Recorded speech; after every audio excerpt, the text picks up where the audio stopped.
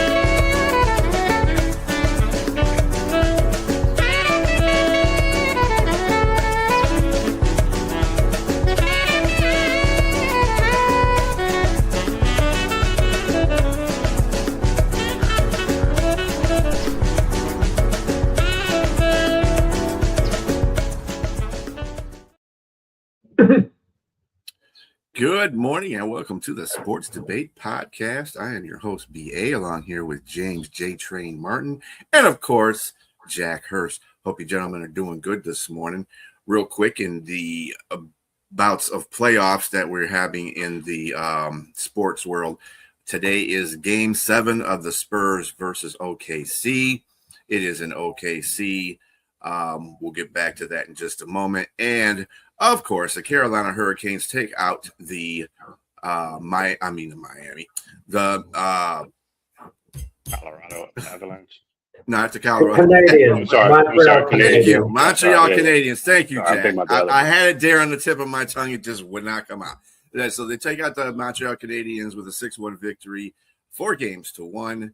So it is the Carolina Hurricanes versus the Las Vegas Golden Knights. Anybody got any quick reviews to do about Game 7 today? You talking about NBA playoffs? Yep, NBA playoffs. Yes. Yeah, it's come down to the wire. I just thought it would be this good. I will say something short about it. It's been a good series, and I think what will come down to the victory of this game will be experience. And I think it'll go in OKC. It lays in the hands of OKC, but I wouldn't be surprised if Wemby pulls out another 40-20 game. But I just think that's going to be a little bit tough the way they've been playing the whole series after that first game. So we'll see. It would have to be the rest of the guys, Castle and Dylan Harper, to step up and win this one. But I think OKC is going to win this one. Yeah, this could be. I'll just make it quick, because we could tie this in with things later. Mm-hmm. But this is the type of game where a legend might be born. If Wemby turns out to be one of the greatest players in NBA history, and maybe ultimately is going to be a consensus greatest player of all time. Don't come in SGA. SGA is not going to be considered on the very short list of greatest players of all time in the NBA. That's never going to happen. He's not even going to he's not even going to be able to get on the bus to be with the Jordans and LeBrons. Get out of here. Don't even. SGA is going to be a Hall of Famer. Don't misunderstand me. There's a big difference between being a Hall of Famer and on the very short list of the greatest of all time. And SGA is not even going to sniff the greatest of all time list. He's not going to pass Kobe Bryant, for example, when all is said and done. Maybe he'll get on the same level, perhaps, but he's not. Okay, but enough with that. But Wemby might. He might actually turn out to be the consensus greatest of all time if he has an injury-free career and does historic things. But it would have to start tonight. And when we talk about Magic Johnson, we talk about that one great game against the Sixers when the Lakers wrapped up the NBA title. This is what it could do for Wemby tonight. If he has a historic game, the way James mentioned, 40-plus points, 20-plus rebounds, and he leads the Spurs to a victory, and then the Spurs go on to beat the Knicks. This is the start of a legend. As long as he's injury-free. It's the start of an absolute legend. But like James is saying, it could fall a little flat. 22 points, 11 rebounds. Decent game, but nothing spectacular. And the Spurs lose. And we say, okay, they're a young team. They're on the way up. It's okay. They met a seasoned OKC team. It was a good year. Their time's going to come. That's what's at stake. The difference between Wemby being in that, starting an absolutely legendary career, or maybe just being a very strong Hall of Famer. We'll see. Yeah, I'm going to tie into this too, the New York Knicks, as a matter of fact. That is going to go into our debate question. The thing that I think about this Game 7 is you have a lot of superlatives in this game.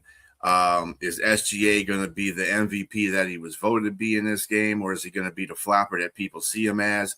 Wemby is the same way. Is he going to be the human cheat code, or is he going to be Wimpy? And that's basically, and it rests on the two stars really to make the difference in this game. We know OKC has a deep bench, so that might play in contributing to OKC winning the series. Me as a fan, I like to see San Antonio win, but at the same time, OKC can win this too. I mean, I said, me and James discussed this before. The longer the series lasts, the more it's in favor of OKC because they have a bench. So we'll see what happens. Can I just say one thing? The difference between Wemby and SGA is this. SGA can lead his team to victory tonight. Lead his team to victory. I think SGA is great. Don't misunderstand me what I said before.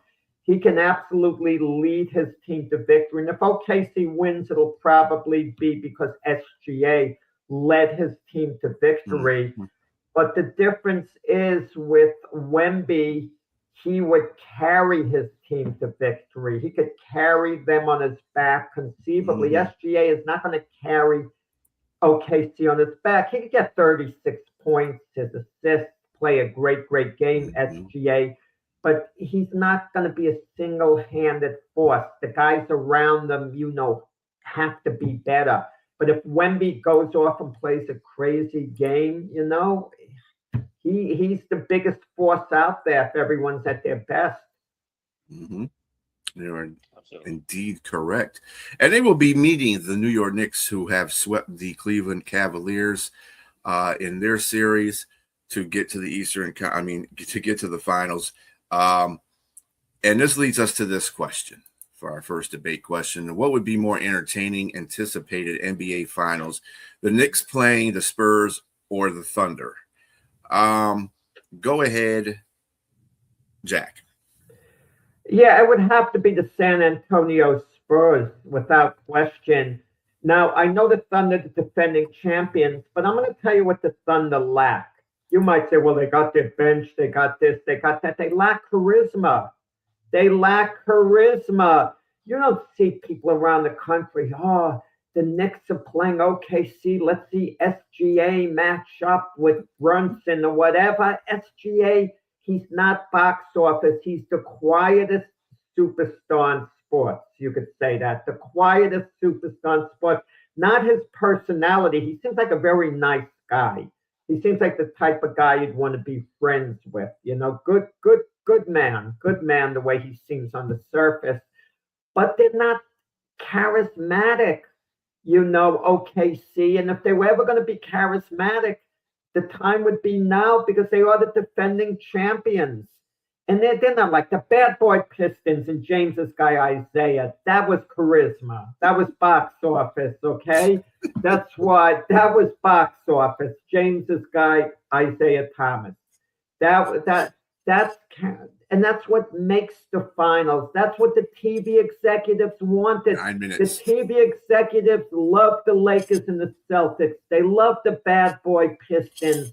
They love those type of games. It took off. Now, San Antonio, they play the Knicks. It's Wemby. It's not the Spurs. It's Wemby playing the Knicks. Wemby is the one big star, and he's only going to grow day by day as the series is going along. And the Knicks are Knicks. There's a certain magic that they're New York. I think there's a certain magic the Knicks have nationwide. Like I said, because everyone is seeing the excitement in New York. When there's excitement going on in New York, the rest of the nation takes heed, and they're starting to like the Knicks players, and people are wondering the way the Knicks have been slaughtering people in the playoffs.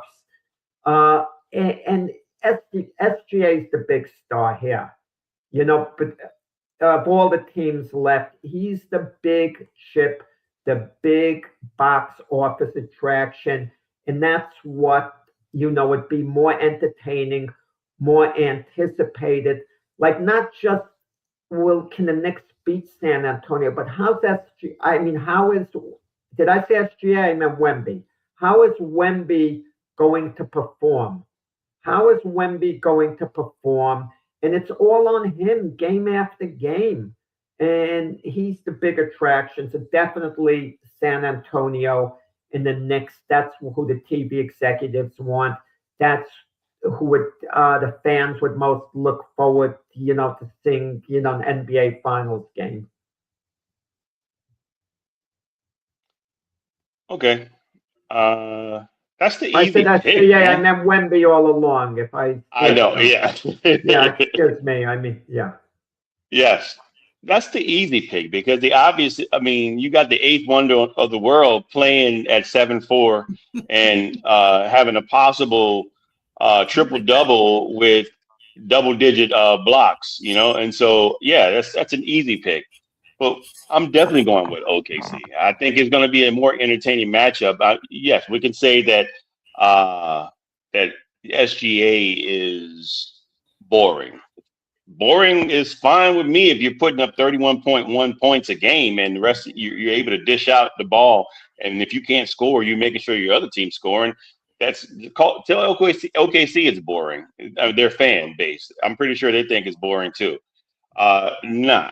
I think that OKC matches up well, better against the Knicks. And you got the starting five: Jalen Brunson, Mikal Bridges, OG Anunoby, Josh Hart, and Karl Anthony Towns.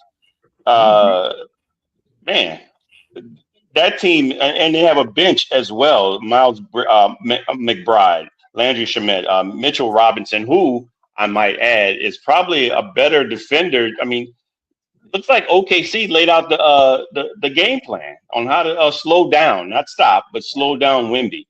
Make sure you have somebody like a big body center to slow him down. And so Hartenstein has shown that that's what you can do. And of course, you get Holmgren, but then you're going to have Karl Anthony Towns. He's going to pull Wemby out as well and make sure he defends the perimeter, because it'll open the door for a lot of other players. And I think, to be honest with you, I think the Knicks would give a better series with San Antonio than they would against the OKC Thunder.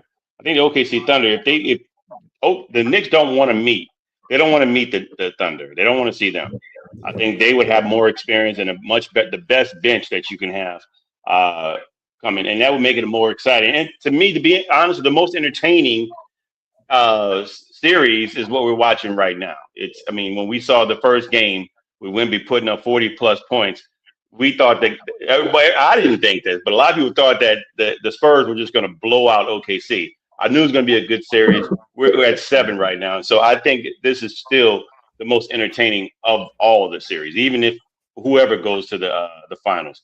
And I'm not discrediting the Knicks. I think the Knicks have made a great matchup. I think they've done very well for what they are. And I give credit to Mike Brown. I didn't think he was going to do this well as a head coach. And he got this team together, rallied, and they look primed to have a good series in the finals. But I still think that OKC, even with the most quiet MVP, I still got to give an MVP. And if he wins a championship, Jack, at SGA, he's in a small category of players that have won back-to-back MVPs and back-to-back championships. And of the three, James, of the three teams left, the worst thing for the NBA would be for OKC to repeat. Normally, it's a good thing if a team repeats, to have a super team. It would be boring. That wouldn't be boring. Wait. Comparing it to the Knicks and the Spurs, the Knicks winning the NBA title would be so much better for the NBA and would create so much more of a buzz. It would be off the rails if the Knicks won the NBA title. Or if San Antonio won the title with Wemby, the finals MVP. He would be the finals MVP if San Antonio won it. But that would be huge. They'd have their next mega star.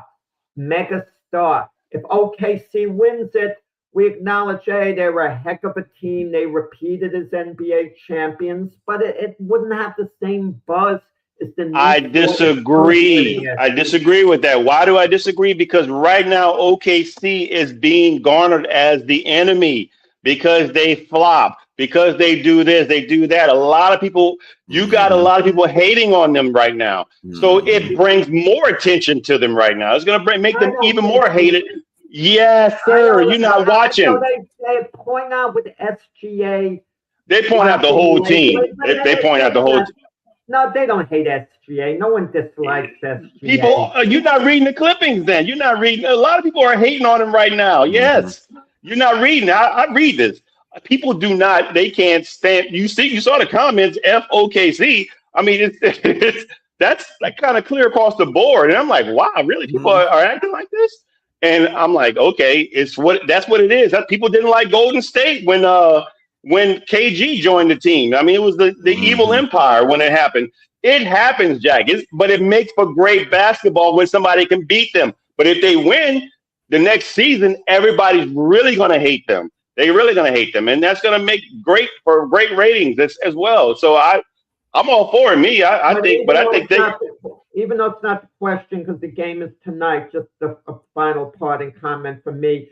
Tonight's game means more to OKC than San Antonio because if OKC doesn't win tonight, I don't see another championship in their future with this group. It's going to be quite a while before they win one again. And they're going to be looked at maybe as underachievers compared to what we thought they might do. We thought they might have a few championships in them, a year or so ago. And one championship, it's nice. Don't get me wrong. It's something to cherish, but it would be underachieving a little. And San Antonio, as long as Wemby stays healthy, they're coming up. They're the team of the future. We all know that.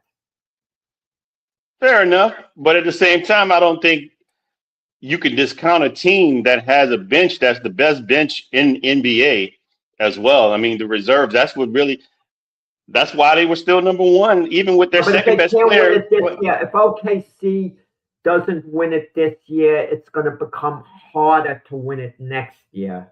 It's going to be It's hard to win for any team to repeat. I disagree with. But they're not going to beat. San Antonio is only going to get better. OKC will not get better. And you're going to point out to the injury to Williams. Well, they could have won if they had Williams. Yeah, I mean, teams are physically compromised, even when players play. I'm not going to say if the Knicks lose in the finals. Well, if Mitch Robinson hadn't fractured his pinky, he would have done a little better. They wouldn't have lost in 7 games if they do lose in 7 games. I'm not going to use that as an excuse. It is what it is. I respectfully disagree with that. I just think that they're still going to be a dominant team because of how they're built and constructed.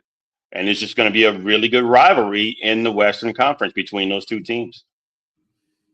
Yeah, I think OKC. I think, Jack, you got to kind of look at current clippings of this because there's a lot of people out there and that's to be expected though. If you look at all the teams in the past, people don't like the Lakers, people don't like the Celtics because they win. Just like your Yankees. People don't like the Yankees. Why? Because they win all the time.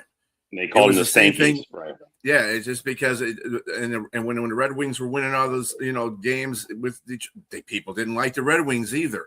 And as a person, a fan of that team, you be like, why couldn't they like that? Because you're a fan of that team, obviously. Because if your team is winning, like why couldn't they not like my team? I mean, we're winning. What's wrong with that? But people don't like winners. They like underdogs. So, I mean, and to that fact, Jack, I do think you're right about that. I think San Antonio would probably make it a little bit more interesting because they are the underdogs. If they do beat OKC, they would be the underdogs that beat OKC and are playing the Knicks now. And the Knicks will probably have a better series with San Antonio. I don't think they're going to win that series, but at the same time, it'll probably be. I think the Knicks could probably pull out 2 games in that series. I'm not going to even lie. Well, I'm going to say tonight, just for the record, I'm picking San Antonio, but it's a very shaky pick. OKC has to be favored at home. Absolutely. They have to be a consensus pick. I'm counting on, Wemby and the rest of the team, like DeAndre Fox, to finally show up. But it's got to favor OKC on their home court. So I wouldn't, it's like a toss-up game to me. Mm-hmm. But I can also see the way the series has been going, OKC beating San Antonio by 20 points. I wouldn't be shocked if that happened either. I mean, what do we know? When the Pistons played the Cavaliers Game 7 in Detroit, I don't mean to give you a dig, Brian. Who would have foreseen a complete blowout by Cleveland? Anything could happen tonight. That's my point. Anything. Mm-hmm. I mean, and OKC does have a great team. I do have to give them their due. Oh, yeah. And that. Yeah. Well, they're champions for a reason. They're current champions for a reason. I mean, if you look at all the last games of these series, like New York Knicks, for a matter of fact, they played Cleveland. Cleveland didn't show up. They played the 76ers in the last game of the series, didn't show up. So it's like the Pistons. Now the Pistons, I don't understand what happened to the Pistons. That's a mystery that goes along with the Bermuda Triangle because I don't know what happened to them. What happened that last game? I mean, what happened? It's like they kidnapped the real Pistons and they put these doppelgangers in there. It's like, hey, maybe A1 had something to do. They put false bodies in the Pistons. Maybe the true aliens. Maybe they Area 51. Yeah. But I'm just saying it's kind of like these are happening. Well, at least in the Eastern Conference, this is happening where the teams are beating them by, the last game of the series, like the team doesn't show up, and it probably tells you the quality of the Eastern Conference teams in general. And this is what kind of makes the Spurs. Yeah, they're doing really good, and they're going to do this, and they're going to do it. And it's bringing up hope for all the New Yorkers, which is fine. And they do have a good team. I'm not going to even say that. Their starting 5 is spectacular. Their bench is better than it was last year. But then again, if they play San Antonio or OKC, their benches are just as complete. So I would say that, New York is the fans, they got something to cheer about. But I don't know what's going to happen. But I don't think the Knicks are going to win against either one of the Western Conference teams, to tell you the truth. I'm going to tell you what would make it a little fun, guys. Wemby's animated. Whichever team plays the Knicks, SGA can handle the pressure. He doesn't get space. Wemby would become public enemy number 1 coming to the Garden. They would give it to him good, the whole city. He's an emotional kid. How he would handle that, I don't know. It might actually inspire him. It could backfire on the Knicks, or it could affect him negatively. Who knows? Oh, he's petty. He's really petty. So he's a kind of a throwback player. He says what's on the top of his head. He doesn't like other players, and so that's for a lot of guys in the media like him a lot. It's kind of vintage Jordan-esque, that type of thing. Like I'm going to find something to be mad about. And I'm going to definitely use it to my advantage, that type of thing. And so I like that about him as well. I just think that I think the biggest thing that would stop Wemby is Wemby, meaning his injuries, like you said, if he's got to stay healthy, because ultimately he's a very dominant player and he's only got room to get better. And that's what's scary in that regard. I think he could put on some weight if he could. I don't know if he can do that. I think that's probably another Achilles heel for him as well that would slow him down. Is that bigger guys knock him around a little bit, and he don't, having to run up, and he don't like to run up and down that court. So there's no run and gun with him. So, but other than that, he's the most awkward falling guy I ever seen in my entire life. It's like a stick figure. Like he falls down, and it feels like the whole building is going to collapse. He's like a building, and it's going to collapse. It's like, dude, don't get hurt. But it almost looks like every time he falls, he gets hurt. You know what I'm saying? It's he's just awkward. He's an awkward dude. That's what he is. Okay. What's that game with the sticks that you throw down on the floor or something like that? It kind of reminds me of that when he falls. I mean, it's like, wow. But that being said, he's like you said, a human cheat code. I can't deny that at all. Mm-hmm. Impressive. I like the 8th wonder of the world, by the way. That was a good one. I like that. All right, on to our next question. Who would be the Cleveland Browns starting quarterback this season, Deshaun Watson or Shedeur Sanders? I'm going to give this one to James here. Okay, so we're using that question next. So I would say, I mean, if from a logical standpoint, if you had to go with the amount of money that's being owed, would be to Deshaun Watson. But for me, I'm a betting man, so I'm going to go with the youth movement, and I'm just going to have to take my L with the money that I and you've already lost the amount of money that you've already invested into Deshaun Watson. And so why not just lose another $46 million, because it's already guaranteed, and he just didn't show you anything. He averaged 1,100 yards and 7 touchdowns and 4 interceptions, I think, the 3 seasons that he's played. And on top of that, he's about to, in September, the beginning of the season, he's turning 31. And for me, that doesn't get any better with age when you have an Achilles injury, the healing process. And I think on a guy whose game is predicated on throwing the ball as well as running, I just think that the last 3 years that you saw just are indicative. I mean, you can blame Stefanski, you can blame the lack of offensive line play, you can blame a lot of things. I just think that what I saw in a 5th round draft pick in Shedeur Sanders, I thought that he did in the 3 seasons that Deshaun Watson's been there. He's done a little bit better for a rookie that, made some mistakes in his first season, but showed a lot of promise as a future of that team at the quarterback position. And I just really think that Deshaun Watson, pick up stick. Thank you. Yes, I just think that Deshaun Watson is definitely not the future of this team. And so you want to give the opportunity to the future and let him play. Deshaun Watson's last season in Houston was phenomenal. It was 4,800 yards, 70 completion percentage, 33 passing touchdowns and 3 rushing.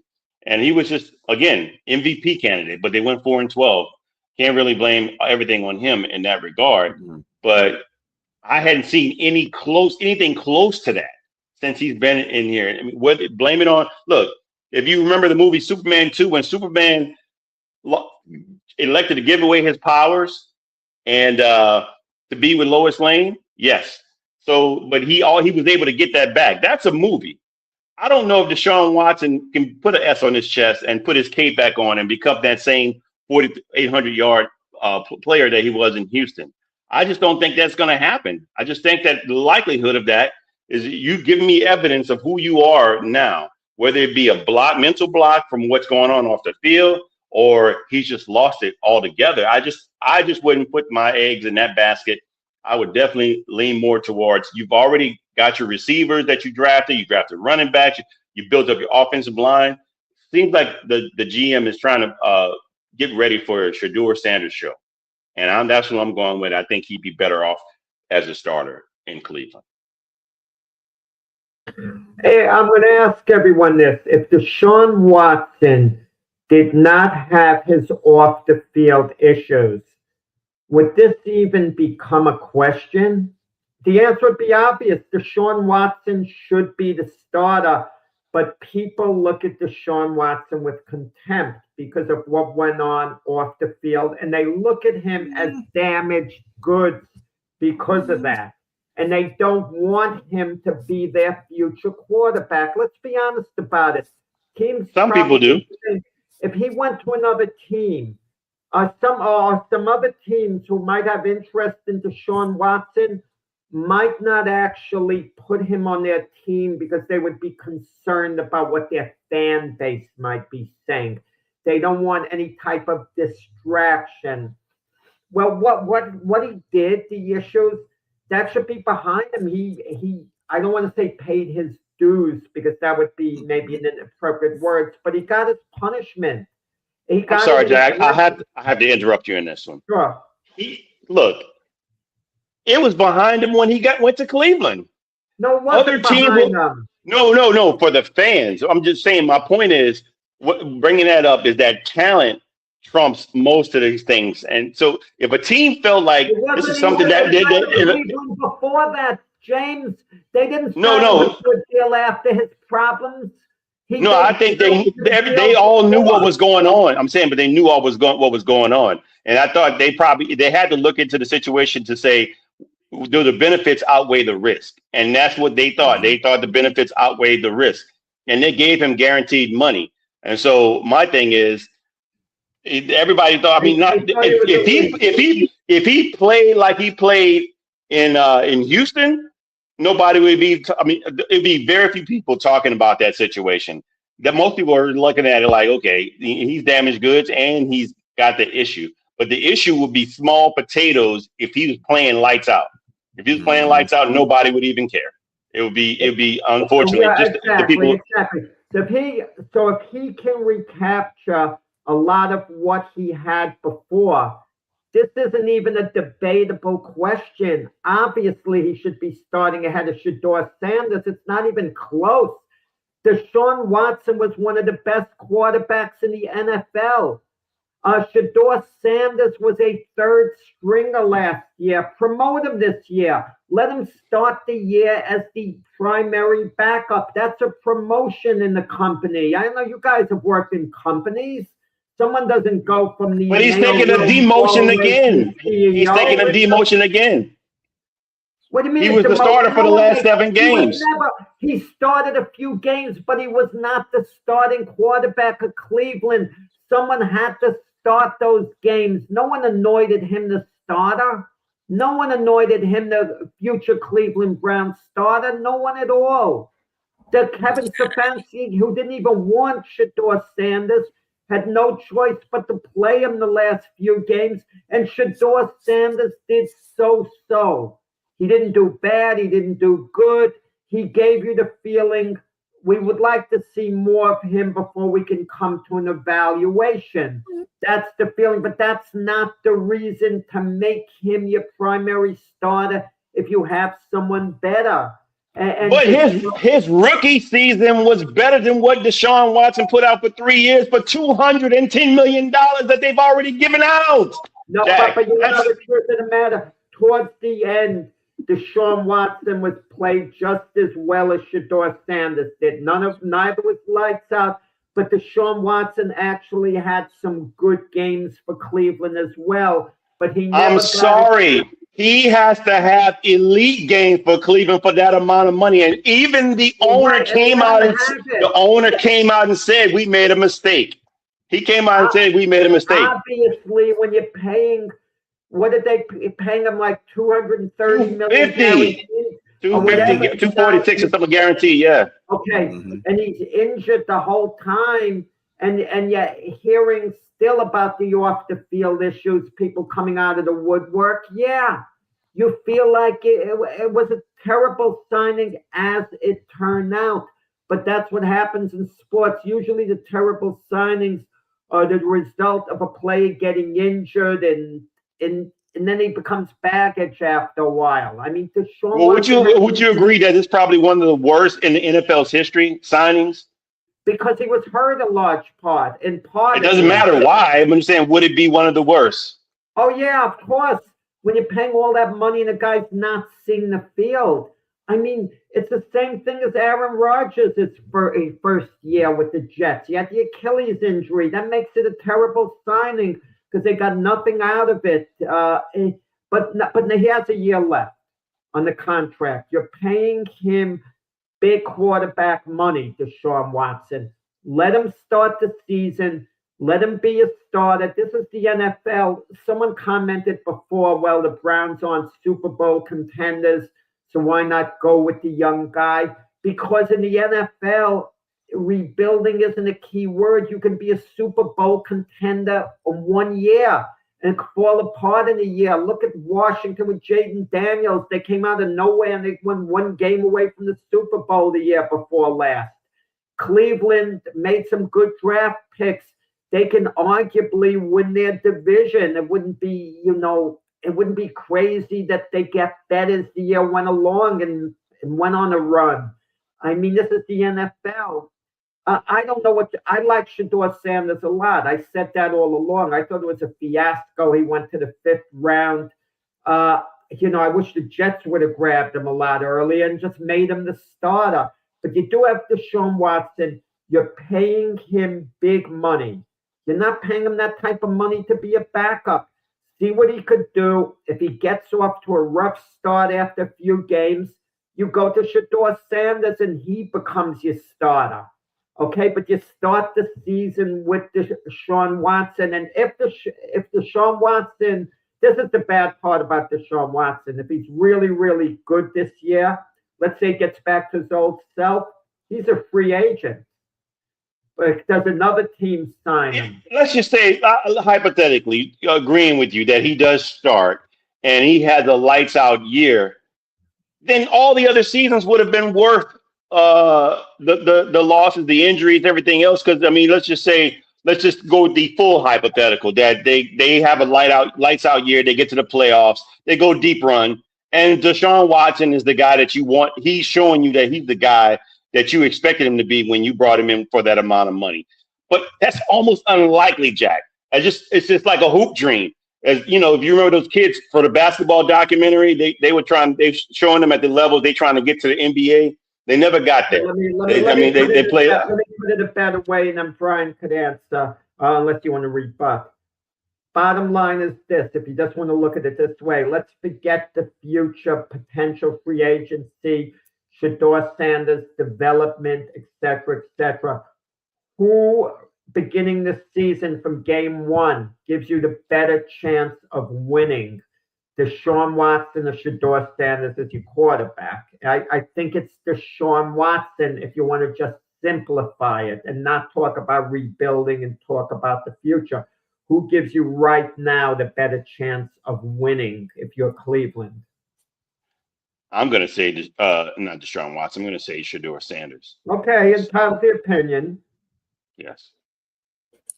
I'm gonna look at it in this perspective. It's the year. It's how much time he has left on his contract. If it was 2 years, I probably would start Shedeur Sanders, and because you're already done. He's already and Jack. It just got nothing to do with the perception of him, what he does off the field. Look, Ray Lewis, Ben Roethlisberger, 2 perfect examples of players that excelled even though they had off the field issues, and they were good. Deshaun Watson just did not fulfill the part of a superstar after he got to Cleveland. Cleveland took that chance. They took that chance. They did all that, gave him all that guaranteed money and draft picks for him, thinking that he was going to turn that organization around. Didn't work that way. Regardless of what the fans thought about him and his off-field issues, if you become a superstar, those off-field issues kind of go away to the wayside. You might hear from fans that are fans of the other teams that played them. They might talk stuff about them, but as far as in general, that stuff will die down. But Deshaun Watson didn't do any favors to himself by being injured. And obviously, all that's not his fault. Injuries happen, but it's how you rebound after those injuries, and he hasn't done that well at doing that. I think that if he starts this year, this is just to see, and I got you. I think I'm going to get you correct on this one, Jack, because I think you're right. I think they should start Deshaun Watson first because it is his last year. Let him see what he can do. If he falls on his face, definitely start Shedeur. Yeah, I agree. And then at that point, we ain't going backwards. Okay, Shedeur is going to be the starter. Bye-bye, Deshaun. And this is why I disagree with that, because the kid that took over last year didn't have first-team reps, didn't have anything else, but he did the best he could, and it was better than the 3 years that this guy was supposed to play with. I mean, He didn't do anything significant, Shedeur Sanders. But my point is, why am I going to? That's my point. Why would I give another guy that same opportunity that's making all that money and the 5th round draft pick did just as good? I'm just saying. I mean, I would rather go ahead and start with him and just ship Deshaun Watson off somewhere, because it was the bust. This whole thing was a bust. I'm not saying, I mean, continuously stick with him. I would give I'd start Deshaun Watson to start the season, and after 3 games, if he's playing poorly for the first 3 games, something like week 4, I'll switch to Shedeur to get the team going, and I'll think, the first 3 games of the season, that's enough. You've been here a while. You have to show. You didn't show me anything. I'm not going to stick with Deshaun Watson till the bitter end. He's got to play well. But I would open up with him as my starting quarterback, unless by some chance during practice, Shedeur Sanders is far better during practice. We don't know what goes on in practice. If that's the case, okay, I'm going to trust the coach. But to the naked eye, what I've seen, how they performed during games in the past and so on, Deshaun Watson has to be my guy. Yeah, I think the mindset for Cleveland in general is we're going to milk all the money that we got out of Deshaun Watson. We're going to try to get every penny out of him. And if it does not work at a certain point in the season, we're going to turn it over to Shedeur, and that's going to be it. And then, dude, you can either get traded or you can just be gone on free agency. You're going to be a backup, or they could just have another backup there and just totally dismiss Deshaun Watson. It'll get to that point where it'll just drop the whole situation. But in the case, hypothetically, if Deshaun Watson does well, I still think Cleveland's going to get rid of him.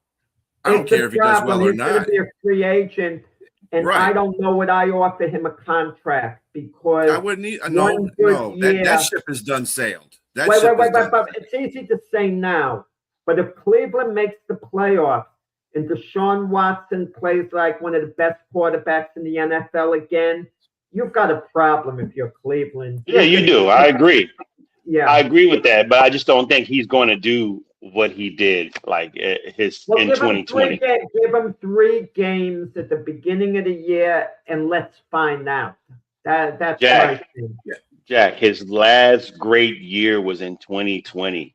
That's 6 years ago. Shedeur Sanders hasn't had a great game, let alone a great year. He's 24, and he has had a couple of great games. That's not true. No, Yes, he has.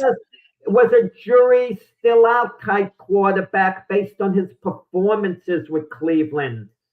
So everybody's got to come to play, but the game against Oakland was a phenomenal game.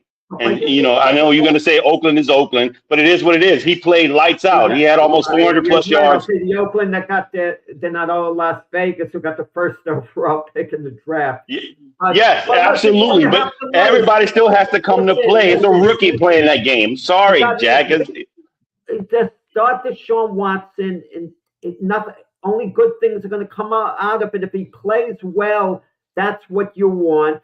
If he doesn't play well, you switch to Shedeur Sanders after 3 games, and then it's his job, and let's see what he could do going forward. If I'm Shedeur, I'd be like, get me out of here. Because, first of all, I got picked as a 5th-round draft pick. That's not Cleveland's fault. No one else wanted, and that's why he went to Cleveland. It was goofy. It was still goofy. I think there was a little bit of stuff going on there, but that's a whole other story. But with that being said, I didn't start. I was a third. I was a third overall. Player in the depth chart as your quarterback. I end up working my way up, and you're going to push me back down again. I'm like, well, if I'm him, I'm like, okay. Starting the year at second on the depth chart. Last year he was. No, last year he was the third. Yeah, he was 4th, and he worked his way up. Is what I'm saying. Okay. He got close to it, Rick. He got close to it. Anyway, all right.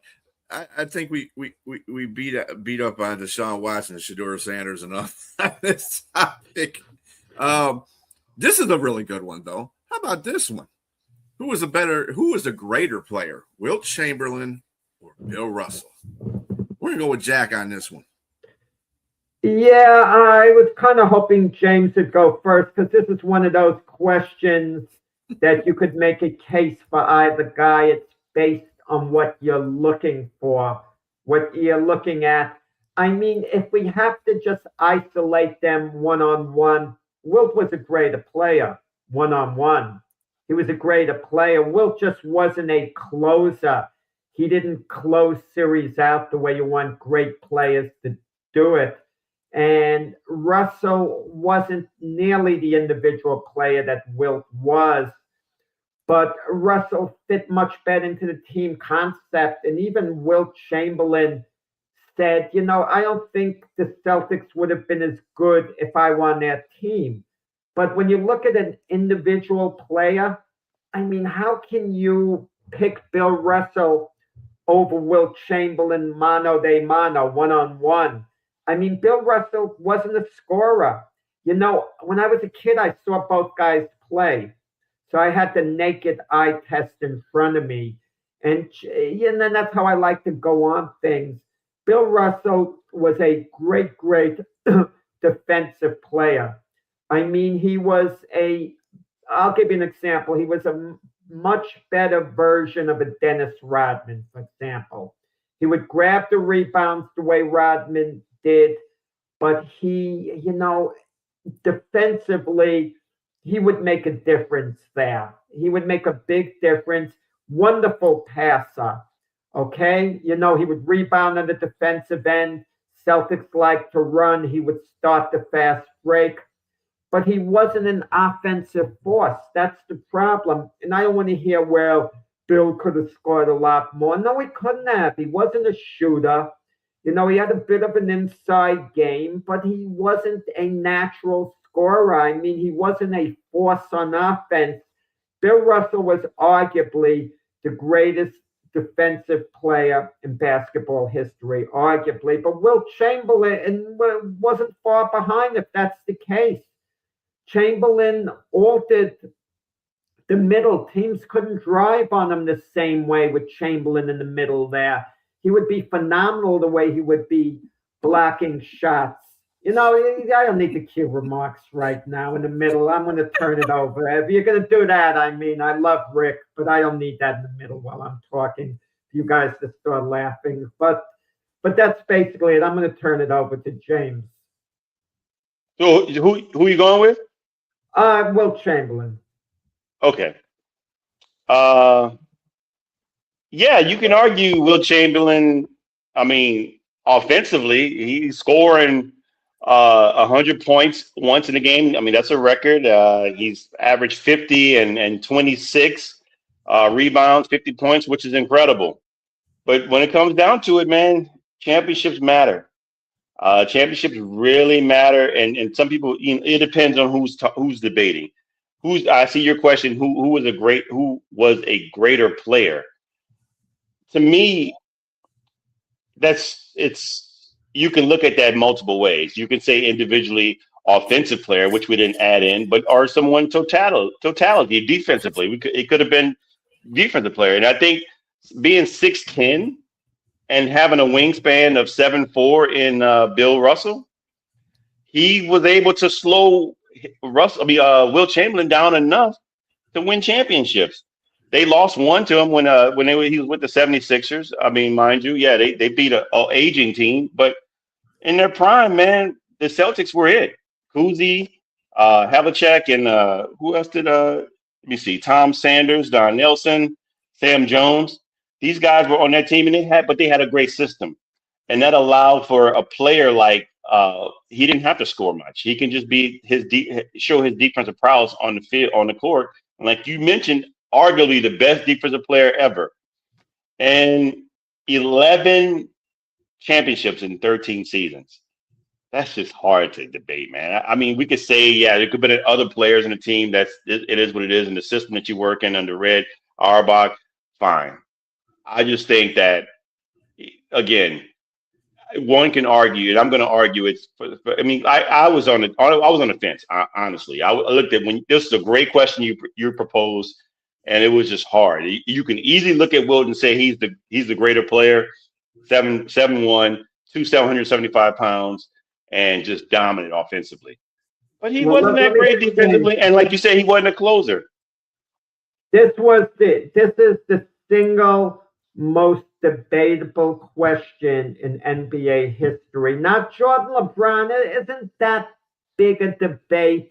People debate it a little, but maybe because Jordan and LeBron have different style of games. It's not debated as much. But this was debated back in the day heavily because they're both centers and they both went head to head. Head to head, absolutely. Yeah.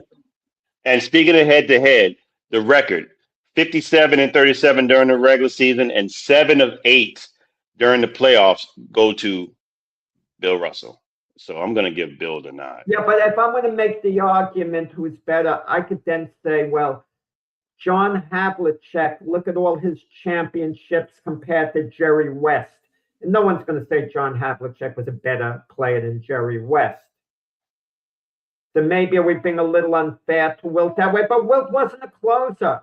I'll be honest. Had Wilt won a few more games, we'd be having a different discussion, or wouldn't be even having a discussion on it. But the bottom line is Russell's teams virtually always found a way to overcome Wilt's teams. And early on, in fairness to Wilt, he's had some poor supporting cast on his team. Not really. He had the in his early part of his career, he didn't. Yeah, guys like he had Hal Greer, Billy Cunningham. He had some outstanding guys. He really did. I mean, you could argue that Russell's guys were maybe a tiny touch better. I know the supporting Red Auerbach team led a tiny touch better. I just think I'm gonna put it to you like this. This is when teams matter. Okay, it wasn't really focal on a individual. They made it focal on individuals because those guys were dominating in their positions. But if you look at the Bill Russell, Wilt Chamberlain, based on honors and awards, okay, stats aside, they're both in the Hall of Fame. Yes, Russell won 11 championships to Wilt Chamberlain's 2, but I always tell you in that case, it's usually about the team. And he was on a Red Auerbach team that was just a monster at the time. First team All-Stars, NBA All-Stars. Wilt Chamberlain had 7, Bill Russell had 3, and all NBA. 11 for Russell, 10 for Wilt Chamberlain. All defense, which you would think that Bill Russell would dominate. No, Wilt Chamberlain had 2, Russell had 1. MVPs, 5-4. MVPs, finals MVP, 1 for Wilt Chamberlain. All-Stars, Wilt Chamberlain. Who had 5 MVPs? Who had 5 MVPs? Bill Russell. Wait, but listen to this, James. The year that Wilt averaged over 50 points a game, Russell got the MVP. So take the stat how you want. Mm-hmm. Yeah. I mean, like I said, I believe in this time of basketball is more about the team, and the fact that you had Red Auerbach is like one of the best coaches ever in NBA history, and coaching matters, especially in basketball. And you have that kind of a juggernaut in the Boston Celtics at that time. It didn't make a difference if you had Michael Jordan or LeBron on the other side. I just think that because of the structure that they had, they would be willing to beat any team right now. So now, statistically, individually, I will have to give Will some credit here. And of 142 matchups, we're good. I wasn't mad at you. I was mad actually at Brian and James while I was in the middle of talking, starting to laugh. We're good, Rick. Don't worry. I got to learn to keep my composure. Forgive me. I'm not really mad at them. I'm not mad at you guys, Brian and James. We're good too. Yeah. What I was saying, of the 142 matchups that they had head to head, Wilt averaged 28.7 and 28.7, which is unreal. So almost 29 points a game versus Bill Russell, and 29 rebounds versus Russell. So it's just pretty scary. But again, like you said, the closing factor for me and the championships is what matters. That's just crazy. That many Yeah, and championships. Russell was so much tougher mentally. That's why if someone told me Bill Russell, I could go with it. But because Wilt would lose in these big spots, the NCAA championship game, triple overtime when he was with Kansas, not his fault. He had to carry the team. When Wilt Chamberlain, when Willis Reed came limping onto the court, Bill Russell said, I would have destroyed his other leg. I wasn't going to get intimidated. Wilt later said in his book he had the feeling that the Knicks were a team of destiny. Bill Russell would have said they could take that destiny and shove it up their behind because, we're going to break their hearts tonight. But Wilt would overthink. And then Russell's last year, the Lakers are up 2-0 in the series, then 3-2, and then they lose it. I mean, come on, that Russell team wouldn't have done that. Russell was so much tougher mentally than Wilt, but Wilt would just put up these incredible numbers and he'd do certain incredible things. But Wilt also pointed out sometimes circumstances when they were playing the Celtics in the 7th game of a playoffs this year, would go to the finals to play the Lakers. The Sixers were down 6 points with a minute to go. Wilt took the ball and they scored on 3 consecutive possessions, the Sixers, to tie the game. They were down 1 point. I to get them within 1 point, And then Russell takes the ball out of bounds and he throws it away, throws it into the net, the backboard or whatever. It was a terrible blunder by Russell. But on the next play, the famous Havlicek stole the ball, when the Celtics stole it. So had Havlicek not stole the ball and the Sixers would have scored and won the game, Russell would have been the GOAT. But circumstances sometimes, but Russell by far was mentally tougher than Wilt. Let me ask a question. And I compare the Chamberlain Russell debate as a defensive player versus an offensive player. Okay. Who do you think in today's category a defensive player would measure up to an offensive player? What defensive player would measure up to And I know I'm picking straws here because there's really not too many defensive stars. You don't have traditional centers anymore. Yeah, just don't. I'm just talking overall defensive player versus an offensive player. What do you mean? Like, okay, well, I'll take it from my era. Like Rodman, who would be his equivalent as an offensive player that they would have, that you would have a debate? His equivalent is an offensive player. I thought we were saying it's a defensive play, and I'm having a brain freeze. One versus the other is what he's saying. Yeah. Now. So let's just say offensive player. Well, who's great defensively now versus a great defensive offensive player now? Who would be a good matchup is what he's asking. Wait. What's his name at Phoenix? Came from Houston, got traded. Oh my, bad. Oh, you're talking about Dillon Brooks? Dillon Brooks. Yeah, he would maybe be my defensive guy. Constantly dirty plays and going against an offensive guy. Who's he feuding with, Dillon Brooks, right now? Everybody. Everybody. Everybody. Every team he sees, he's in their crowd trying to do like against. He might be the type of guy, defensively, whatever. Certain guys like Marcus Smart are quiet. They're not charismatic, but they get the job done defensively. But Dillon Brooks will take cheap shots kind of the way Rodman would. Yeah, so he would be my guy, but who would be his counterpart? I don't know. The game was different. Wemby, for example, we talked about, he would be a traditional center back in the day. He would be playing under the basket. He wouldn't be taking long-range shots. Okay, let's just go in their primes. LeBron James versus Draymond Green. To me, I thought that was a really good matchup. I thought it was a really good matchup. Yeah, you could say so. Yeah, definitely. Yeah. Yeah, I'm just thinking because, like I said, Russell was more of the defensive player, whereas Wilt was more of the scorer, and you're comparing them. And yeah, you're basing the championships off them, but it's kind of odd to. I mean, I know they're both centers, but both of them played a different part in their role on their team, where Russell was more defensive and Chamberlain was more offensive. So, that's why I was just trying to see where you guys stayed at in that particular area. Anyway, For sure. it has been a good debate, and we did annoy Jack a little bit, so that always works for our show. Anyway, everybody have a great rest of your day, and we'll see you next Saturday on the Sports Debate Podcast. And I said, everybody have a great week. Peace.